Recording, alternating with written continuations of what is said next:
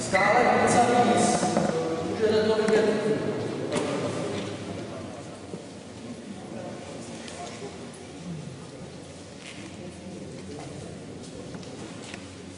Můžete to vidět na olympiádě. Stále víc a víc se používají vlastně ta taktika obrana se hodně používá v tom smyslu, aby měl soupeř co nejtěžší vlastně útoku z hlediska přečtení obrany. Takže často se mění obrany, z osobní obrany se přechází do zónové, jsou systémy ze zóny, se přechází do osobní obrany, z různých pressingových obran, do pressingové obrany na celý hřiště se přechází do osobní a tak dále, a tak dále, a tak dále. Snaží se zkrátka všechny ty obrany být tak variabilní, aby útok se nemohl dobře připravit a aby vlastně i ten střední rozehrávač byl někdy zmatený z toho, jestli má nahlásit útočný systém proti osobce nebo útočný systém proti zóně. Další věc, že taky se stále více vidí takzvaná ta osobní obrana s převíkáním, switchy, man-to-man. Samozřejmě jsou odlišní pravidla pro to přebírání, kdy se přebírají třeba pouze zóny na hráče bez míče nebo pouze zóny na hráče s míčem a zase to vyvolává zmatek v těch systémech. Takže tyhle všechny věci, ještě k tomu přichází samozřejmě ta obrana, která je taky hodně moderní, a to je matchup zóna.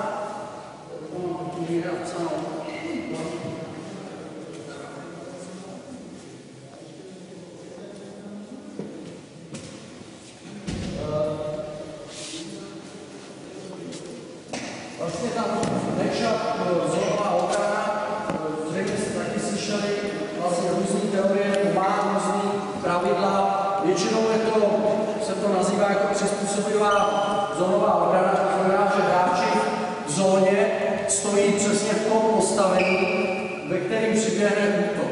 Takže častokrát ten útok i rozehrávač neví, jestli hlásí akci do osobní obrany nebo do zónové obrany. Tyhle všechny systémy obrany, co jsem tady písal, tak zpomalují to, jak jsem říkal, vytváří zmatek, ty útočící hráči nenacházejí třeba ani obránce, který mají svobody a tak dále, a tak dále. Proto, když jsem se setkal v svých trenérských praxi s tímhletím, kdy najednou soupeř začal měnit obrany a my jsme taky museli samozřejmě měnit útoční systémy, tak to úplně změnilo rytmus i naší hry, tempo hry. Dlouho trvalo, než jsme našli zase zbraň, jak se dostat do té obrany. Takže jsem se pokusil vlastně vytvořit určitý systém, hlavně teda proti switching man-to-man a matchup v zóně, kdy dojde cíleně k tomu, že vznikne mismatch, že vysoký hráč hraje na malýho, malý hráč hraje na vysokýho a nám se nedařilo stále v těch mismatch situacích, ty mismatch situace zhodnotit. Těch důvodů bylo několik. Nejhlavnější důvod byl, že hráči neměli správný spacing, neměli správný pohyb po hřišti a neměli správný pohyb lopty. A dost často se stalo, že vlastně tím špatným jak pohybem hráčů, tak i pohybem lopty se zase ta mismatch situace, kterou jsme si budovali tím, že jsme se clonili, já nevím všechno, se stalo, že ty hráči se najednou dostali zpátky ke svým obráncům a tím pádem celé to naše úsilí, aby jsme vytvořili nějakou tu přesilovou situaci, jak už výškovou nebo rychlostní, tak byla pryč. Takže jsem o tom začal trošku víc přemýšlet a snažil jsem se najít za prvé začátek toho systému, tak, aby jsme vytvořili ty přesilové situace pro nás příznivý. Jak teda zahájit ten systém, to byla první věc, a druhá věc, hráčů a míče, aby jsme nedali šanci obraně, zase nám tu výhodu zruší. První, co znamená ten vstup, že,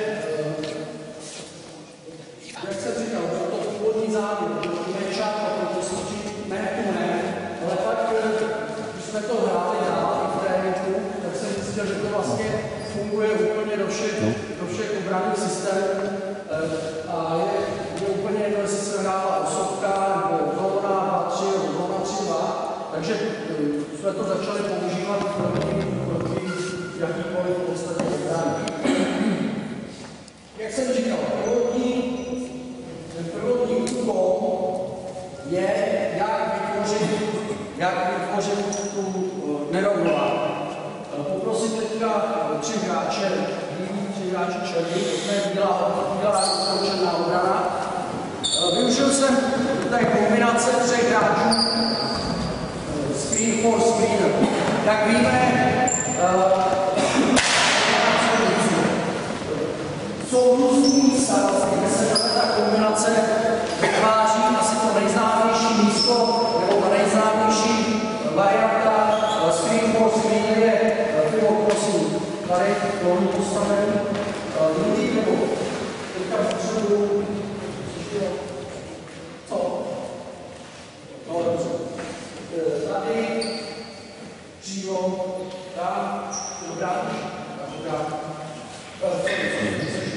Fajn. Takže ta první kombinace screen for screen, kterou jste asi všichni používali nebo používáte, je, že je cross screen podél koncové čáry na pivotmana a současně slona na souvisího někde na úrovni trestného hodu. To je screen for screen. To se volí pro třeba koncové čáry a ty vybíhají nahoru. Známe všichni. Další screen for screener můžeme mít na situaci, kdy je zadní slona pro křídlo,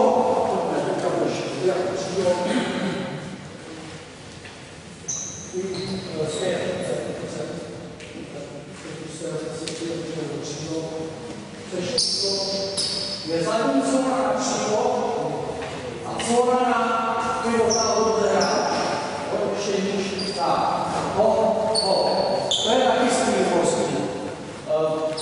Zjistil jsem, že těch kombinací screen for screen přímo pod košem s vyvěnutím rozehrávač určitá na vrchol šestky nebo v tom křídelním prostoru. Ty obrany už velice dobře řešily. Tak jsem si říkal, proč to nepodložit. A vlastně to prvotní bylo, že jsem chtěl taky začít z takového základního postavení, jak většinou přiběhnou hráči do směrem postavených obraní. To znamená na přední polovinu hřiště. A hlavně s míčem, který má ruce ze střední rozehrání. Teďka bych opravdu potřeboval ty pivoty. Nebo je takový se. Jeden pivot, druhý pivot. Odmyslíme si za tím křídla. Asi všichni, většina z vás, když nevyjde rychlý protiútok, nevyjde secondary, většinou vám vlastně hráči začínají ty útoční systémy tady z té pozice. Říkám, přemyslete si křídla, taky tam ale nebudeme. Takže já jsem si říkal, proč nevytvořit tu situaci z toho základního postavení, chceme taky ušetřit každou. Takže jsem to screen for screen změnil. Vypadalo to tak, že je přidávka do křídla a přední rozehráč nebo další hráč jsou mít prosky, které tam jsou mít prosky, které hráč vybírá na střed šesti a je screen for screen, které musí čáry. A je screen for screen, které musí čáry.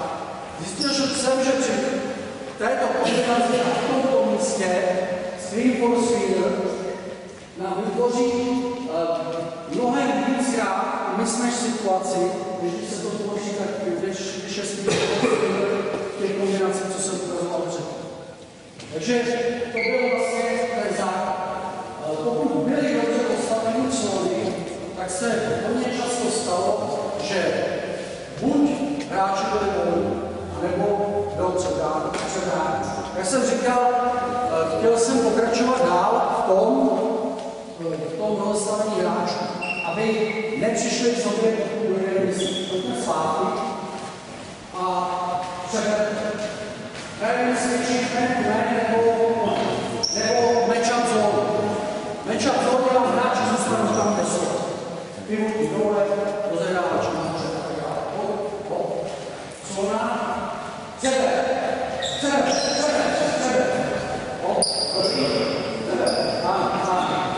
Takže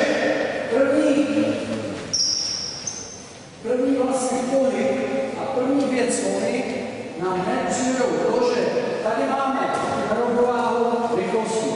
Střední rozehrávač, který pivotový, pokud je sem přihrávka, tento hráč tady ani na okamžik zaváhat, pokusit se narušit obranu, jdou 1 na 1. Druhá věc je nerovnováha velký malý. Pojďme, ještě sem přidáme ty křídla. Pojďme tu stranu. Tady ještě.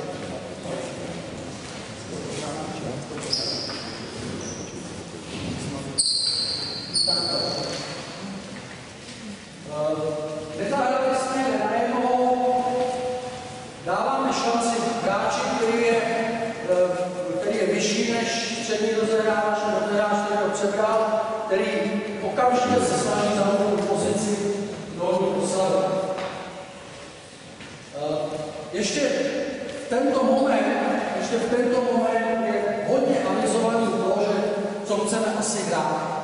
Musíme se teď postarat za prvé o spacing a za druhé o to, aby se nám dostali, aby neměli ty útočníci šanci se to mismatch, tu výškovou nerovnováhu zrušit. To znamená, už jenom, kdyby tenhle hráč, který je vyšší než on, dobíhal třeba podle tohoto hráče vytoucový čáře, což je, Izraelci mají neskutečně dobře vybudovaný switching man to man nebo match-up, tak by určitě tenhle ten hráč už zůstával tady a tenhle pokračoval s ním. Pojďte zpátky.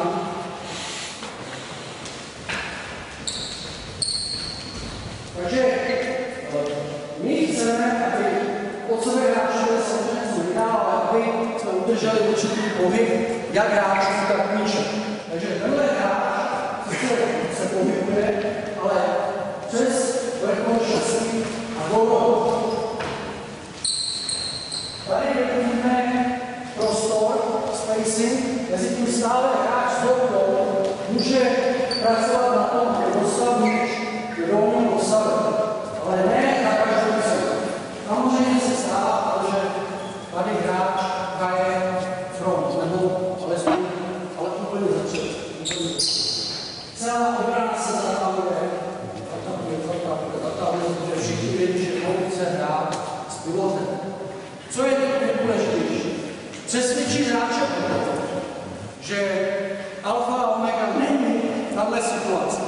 Alfa a omega našeho pokroku je to, že využijeme vlastně tu zataženou obranu soupeře a snažíme se dostat míč na co nejvolnějšího hráče v středné zónu. Tady přidáme šalení. Co? A my jsme vlastně když jsme sice využili toho, že z toho hlubokého help position tohle hráče nám krásně zase vzniká 1 na 1. Takže není vždycky cílem to, aby jsme dali míč do dolního postavení. Sami víte, jak to většinou končí. Hráč s auto se snaží najít pivota, který je právě menším hráčem, tak dlouho, 5 vteřin, 6 vteřin, obrana se zatahuje a pak dá logovanou přihrávku, která skončí kde? Faul. Fajn. Teď jsme si vysvětlili základní myšlenku toho systému. Vrátíme se zpátky ke hře 3 Jo, takže rozehrává 2 pivoty, ale pozor. Tady bude připravená další dvojice.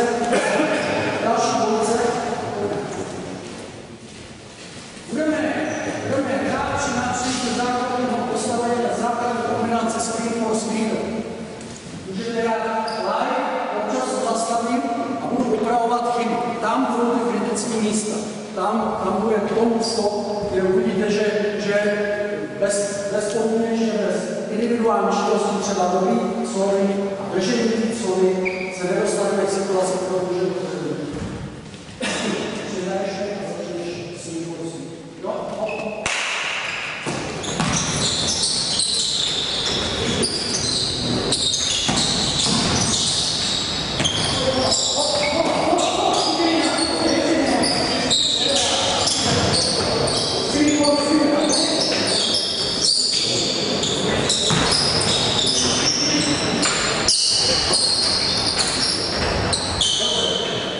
První věc, která je velice důležitá, že oba dva ty bloky, sami uznáte, že na čím větším prostoru se to screen for screen bude dělat, budou mít ty obránci mnohem větší úlohu na řešení, ať už bankování, prokouzání. To znamená, že já chci, aby začínali až za 10, oba dva až za 10, a nehejme, vůbec se nejde. Po přihrádce jsem nechtěl, aby ten hráč, který má víc soulů, ten protilehlý pivo, aby dělal jakýkoliv klamavý pohyb. Zůstane šanca, jo? A bude šanca tak dlouho, že tenhle hráč, ten svou hráč, trefí druhého hráče. Takže budeš stát, ty běžíš, věneš se všem bankováním třeba jiného hráče, musíš se vědět, dostat se co nejrychleji tady na toho hráče, zacloníš. Cloníš ho, seš v kontaktu a počítáš. 21, 22 a v tu chvíli sám pro sebe. V tu chvíli přichází ten druhý pilot a cloní tvýho hráče. Jo? Je dost složitý, pokud bude ta ochrana trošku reagovat, když je lopta tam, ten hráč měl stát tady. Ano? Samý. Takže pojďme ještě jednou. Hrajeme 8 obranu. Měli by se já sám obranu. To se nepřede. Jo?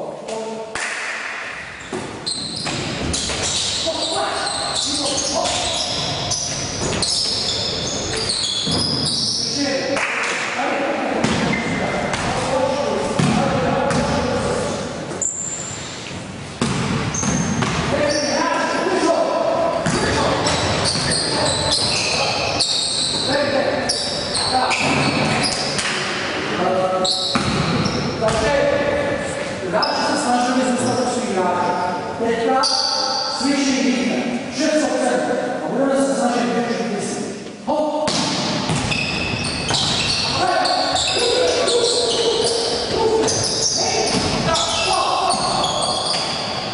Ty nejseš mysli. Zůstaň na to. Jo, tak silníš, otevřeš se proti loktě, vidíš, že já jsem chtěl hrát čekám do křídla, ani se na tebe nedívám, hop, vstoupím a hraju minimálně tu škorkou, tady v příště. Ještě jednou cvičím. Hop!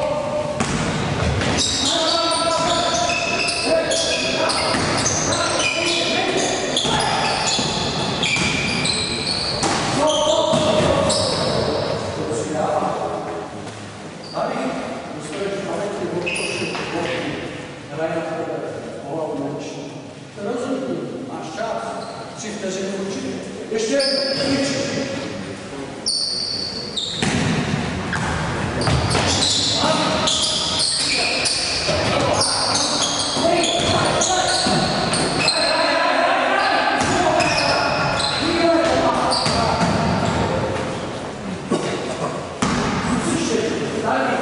Tady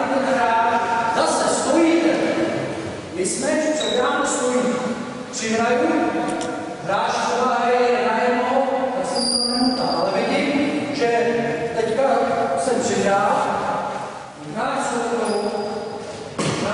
se už přidělal úhel, takže ten pivot, který má velký obrázek, stojíte a víte, že on se dá sám. Krátký, následnou stavu, pak co nejrychlejší zběh až do toho dolního nebo středního stavu. Ještě jednou cvičím.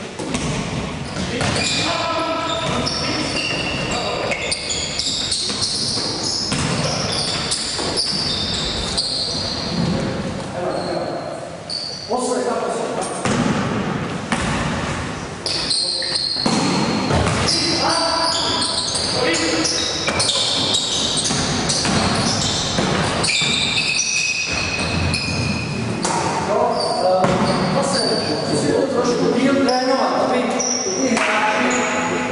Tam měli nějakou komunikaci.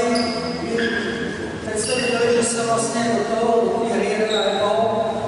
Jsem připravil ten hráč, který hrál zase v druhém postavení. Zase tím tréninkem ty hráči se naučí, kdy tam já mám, kdy nechám svýho spoluhráče na trénink. Budeme ještě jednou a rozehrávači, uvolníte se víc do rohu. Nie, ma góra tu kuzę. To internetu, czy to tutaj? Můžete z toho vyhybovat lepší a tím vyhlídem vlastně naznačíte k tomu hráči, který je daleko, aby se pohodl do toho prostoru. Dobrá,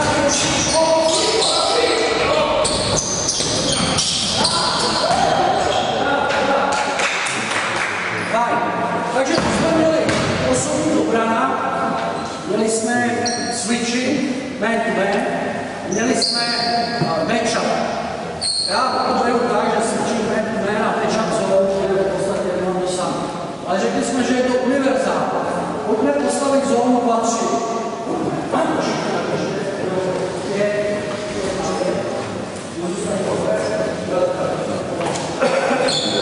Zóna 2-3.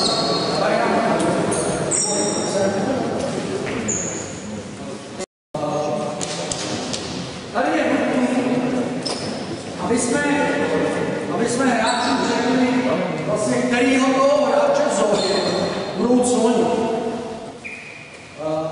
Mně se osvědčilo, že hráč, který cloní, v té zóně 2-3 necloní tohohle hráče, ale cloní středního hráče. Pomalu. Cloníme středního hráče. Pravidla jsou stejné. Zadesu. Tenhle hráč je středního hráče. Hráč od koncovní čáry, flash do high post. Co nejrychlejší obříce, high post, set. Provádíme stejný. Screen for screen. Tenhle hráč musí taky najít toho středního hráče. Tento využívá zase možnost jít až do rohu. Toto je stejný pravidlo. Tak jako pro rozehrání. Kontakt 21, 22. To je stejný kontakt 21, 22. Otevírá si směrem do koše. Která se směrem po jednu. OK, když nemůžeme přidat, povíme stejný. Ty, pokud jsou mě nedostal silou. Short corner, ty, high post, flash. Pojďme, zkusíme, pak si jdeme k tomu nějaké detaily. Hop!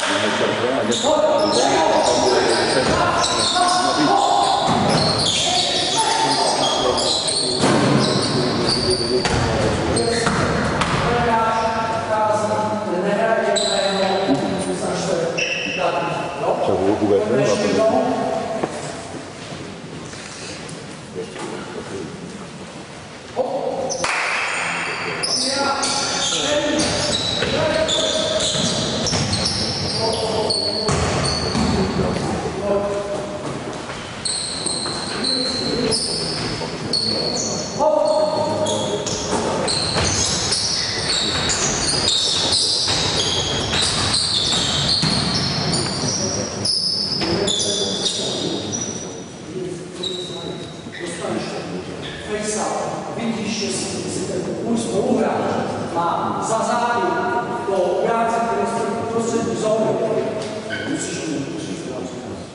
Pojďme, černá cesta. Bílá zóna, 2, 3.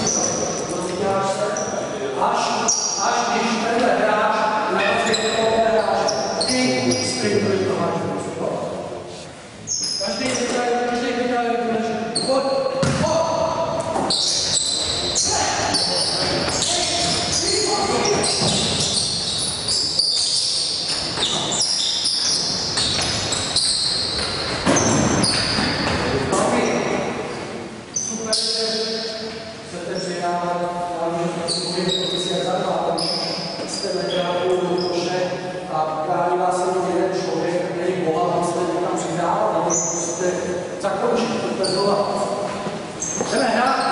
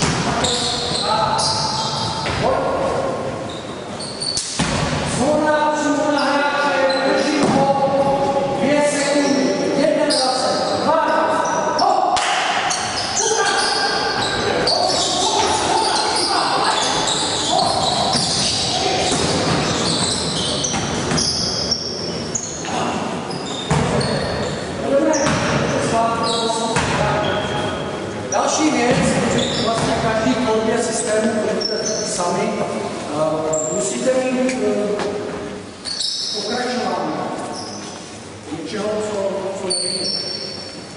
Každý set vlastně musí mít nějakou kontinuitu, aby se to nezvedlo, že vyšlován skutkovský výroba hráči se po sobě dívají, nakonec to skončí zoufalý jeden do 4. Takže naznačím určitou možnost kontinuálního pohybu, zase všech hráčů s tím, aby jsme mohli třeba znova zahájit skutkovský ale hlavně ten pohyb, jestli si pamatujete, co jsem řekl na začátku, těch hráčů musí být takový, aby nám přived zpátky obrácené k těm hráčům, který právě, pokud už došlo k mismatch, snažíme se to udržet. Takže pomalu přihrávka, skvělostní, letní hop, drží. Hop, 21, nepředvíš, dostaneš se k němu, normálně špatný slovný, chyby a tak dále. Pak přihrávka, nejde přihrávka, co budeme dělat. Víme, že z toho se musíme dostat, aby nás to nezbojili, aby jsme neměli problém, aby se taky špatně přihrává. Takže tenhle hráč se vystupá teď tenhle hráč vystupuje, řekli jsme, že se pohybuje, ale tak daleko, aby minul eventuálně situaci.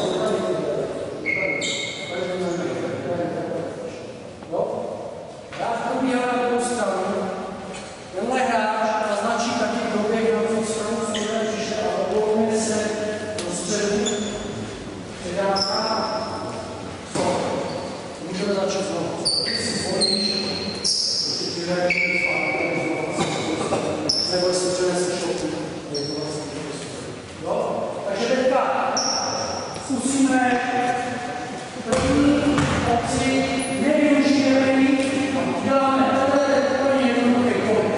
Zkuste vrátit na 100%. Pojďme, hop, hop, hop, hop.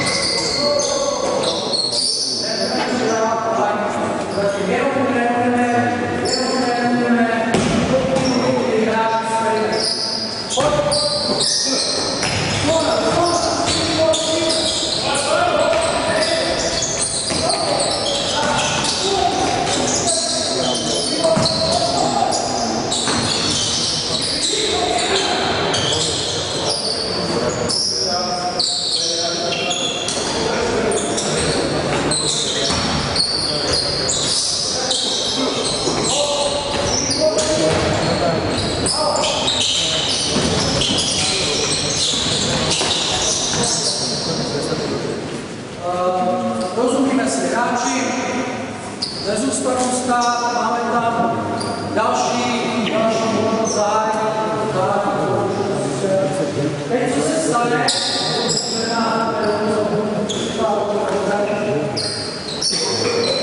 co se stane, jak se to tady stalo,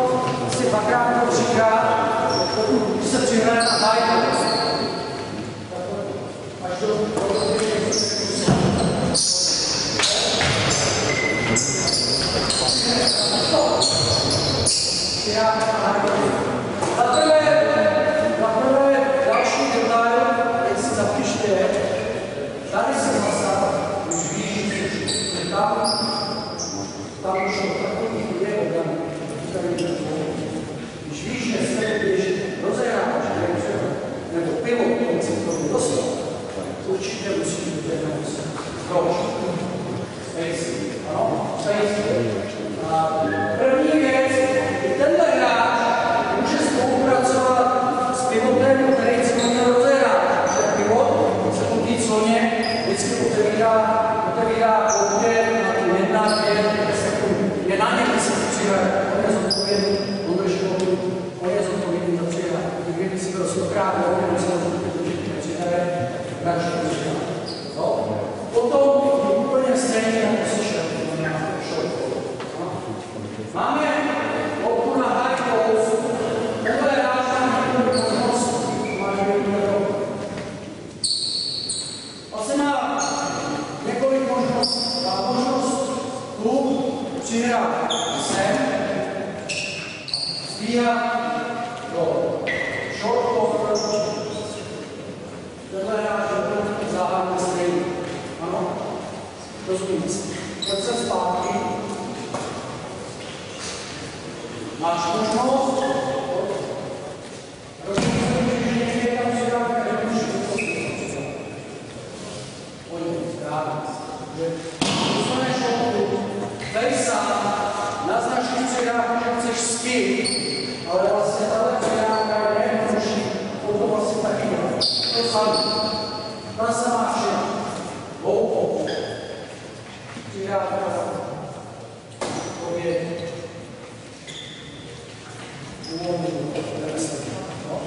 Takže máš několik možností, ale ještě možností. Ta první možnost je jaká je první možnost, když dostanete hráč na hajku? Vystřelit, hrát jeden na jedno. Druhá možnost je tím, že děláš face-up, tak když si ho hráče došel, nebo pak do hodu, jeden si je volný, ale volný koridor, přidá, když ne, jednou už to druhýšího pojďte.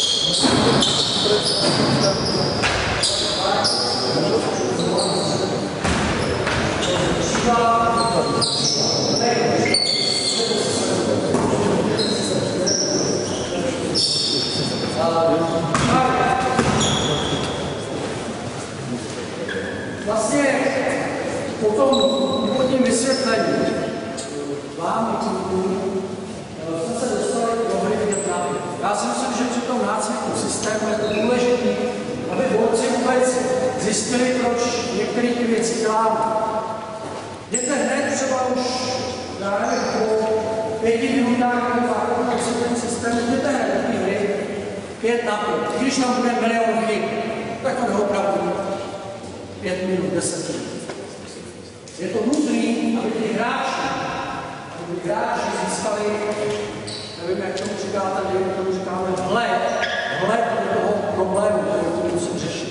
Aby získali komplexní vlastně informaci o tom, proč to děláme. Kdyby jsme jenom drillovali 2 dny screen for screener, tak byste pak se hrozně divili, že vám to nebude moc fungovat, takže 5 na 5. Protože ty hráči nebudou moc vědět, nebo ani nebudou tušit, proč to vlastně dělá. Takže je nutné, aby oni získali vhled, aby získali nejzákladnější informaci o tom, jak ten systém vypadá, ale potom je zase to nejdůležitější. Vrátit se do základní kombinace, ať už to bude rovnou ve hře 3 na 3, můžete třeba z začátku, abyste byli jistí, že ty hráči rozumí těma nejčastěji používaným motivům.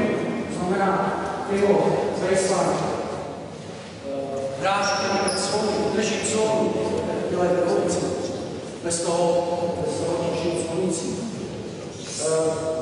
Jsou to 2 věci, bez kterých screen for screener nebude fungovat. Můžete si sednout a místo na to.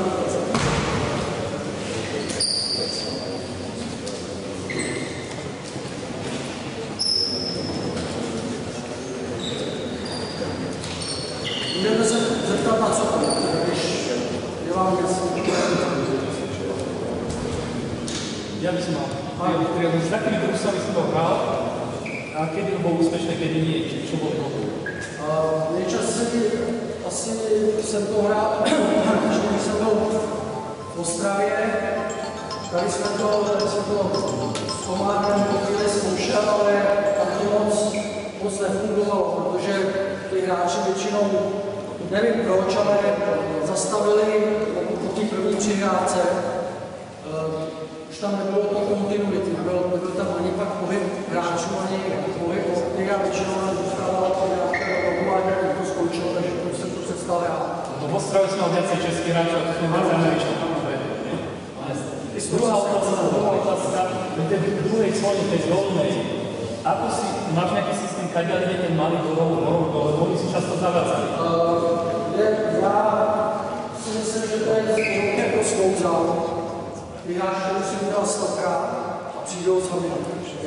Protože někdy ten pivot ho přibrzdí toho rozehrávače, takže on, a já po nich chci, aby v těch místech, tam mají oběhnout, byli co nejrychleji, aby oběhli dál, takže někdy ti hráči se rozhodli, že jdou po půlcovní čáře, někdy se rozhodli, že jdou horem, ale nejhorší je, aby si dejte pozor, že ty hráči, aby si to trošku ulehčili, tak tu cunu jenom naznačí, už tady se připravují na to, že běží. Oni nejdou vůbec mluvit s tím hráčem, který mají sloní. Viděli jste, že v zóně toho hráče tam musím slonit a držet.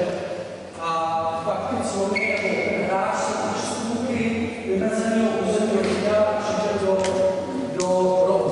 Přitom hrozně často ty obrany udělají tu chybu, hlavně obrany pivotu, že stojí na jejich rohu. Vy jste se divili, nebo se divíte na západ, podívejte se, že když pivot stojí na půzorní čáře, všichni bychom řekli, no jo, tak to jeho obránce měl stát, když šel tam taky, ten jeho obránce měl stát minimálně v půlce vymezeného území, ale když se podíváte na zápasy a na video, tak zjistíte, že skoro je ten hráč, který skoro má jeho obrovu. No, a když se nám podaří zaclonit tam, tak je to asi úplně naše. Takže já jsem nedával pokyn, že po tom zaclonění musíte, já jsem řekl jenom, buďte nejrychleji v rohu. Možná s mládežnickým mužstvem asi mladých hráčů by se to dalo naložit záclon. Spíš by mě to tak tlačilo toho hráče směrem, aby se uvolnil podél ruce čáry. Že když se zase bude uvolňovat hore, tak určitě nepůjde rychlenosti do rohu, ale na 45 bude mám dalšího hráče. Na to se ještě jednu věc keď ten druhý pilot opäť sa uvoľňuje do veľkosti, ten návyk skoro všetkých hráčov amerických je, on si tú lotu tam pýta až 2-3 sekundy. Potom je ťažko naučiť vlastne, on má psúva na tú stranu. On sa uvoľňuje dopredu, čiže tam si ho zavádzajú. To se nezavádzajú, ten hráč na hajku musí čekat, až to strát. Ještě nějaký dotaz? Pokud ne, tak